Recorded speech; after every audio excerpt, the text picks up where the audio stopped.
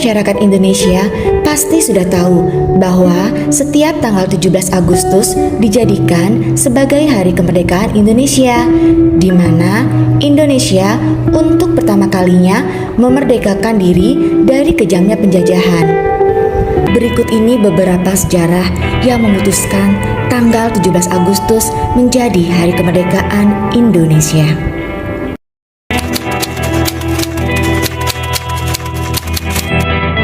Sebuah bom atom dijatuhkan di atas kota Hiroshima, Jepang, dan Amerika Serikat yang mulai menurunkan moral semangat tentara Jepang di seluruh dunia.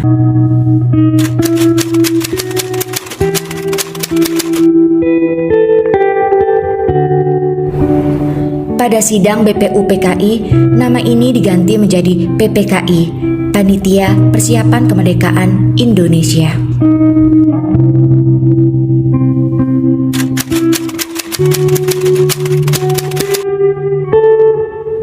Soekarno, Hatta, dan Regimen Mediodiningrat diterbangkan ke Vietnam untuk bertemu Marsekal Terauchi.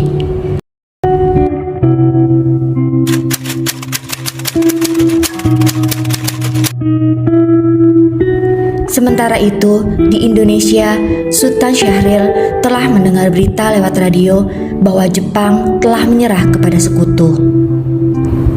Syahrir memberitahukan kepada penyair Chairil Anwar tentang jatuhnya bom atom di Nagasaki, dan Jepang telah menerima ultimatum dari sekutu untuk menyerah.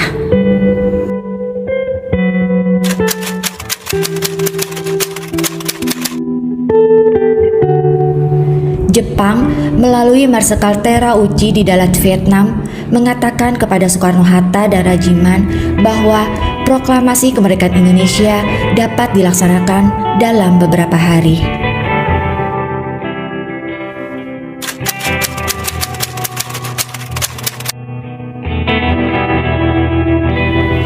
Saat Soekarno, Hatta, dan Regimen kembali ke tanah air dari Dalat, 200 km di sebelah timur laut dari Saigon, Syahrir mendesak agar Soekarno segera memproklamasikan kemerdekaan karena menganggap hasil pertemuan di Dalat sebagai tipu busuk Jepang.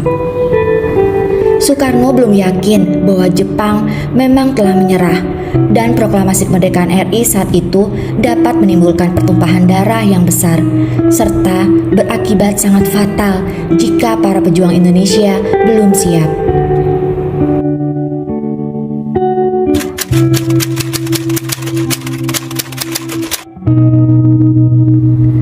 Jepang menyerah kepada sekutu. Tentara dan angkatan laut Jepang masih berkuasa di Indonesia karena Jepang telah berjanji akan mengembalikan kekuasaan di Indonesia ke tangan Belanda. Setelah mendengar desas-desus Jepang bakal bertekuk lutut, Soekarno dan Hatta mendatangi penguasa militer Jepang Gunsei untuk memperoleh konfirmasi di kantornya di Koningsplein, Medan Merdeka. Namun, kantor tersebut kosong. Soekarno dan Hatta bersama Subarjo kemudian ke kantor Bukanfu Laksamana Maeda di Jalan Imam Bonjol. Maeda menyambut kedatangan mereka dengan ucapan selamat atas keberhasilan mereka di Dalat. Sambil menjawab, ia belum menerima konfirmasi serta masih menunggu instruksi dari Tokyo.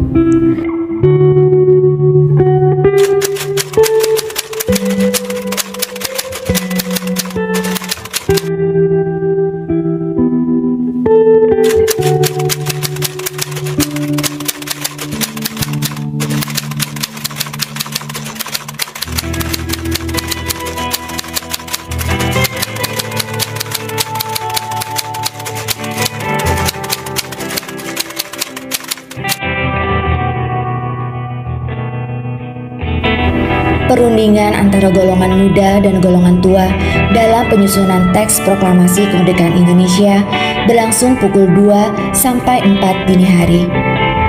Teks proklamasi ditulis di ruang makan Laksamana Tadashi Maeda di Jalan Imam Bonjol nomor 1. Para penyusun teks proklamasi itu adalah Insinyur Soekarno, Dr. Andes Muhammad Hatta, dan Mr. Ahmad Subarjo. Konsep teks proklamasi ditulis oleh Insinyur Soekarno sendiri. Di ruang depan hadir BM Dia, Sayuti Malik, Soekarni, dan Sudiro.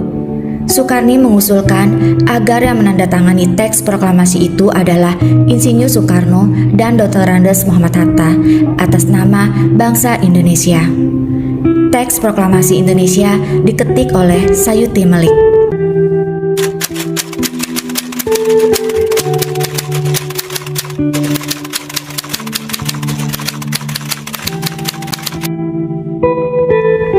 Pagi harinya, 17 Agustus 1945, di kediaman Soekarno, Jalan Pegangsaan Timur 56, pada pukul 10, pembacaan teks proklamasi pun dilakukan oleh Soekarno. Proklamasi. Kami, bangsa Indonesia, dengan ini menyatakan kemerdekaan Indonesia.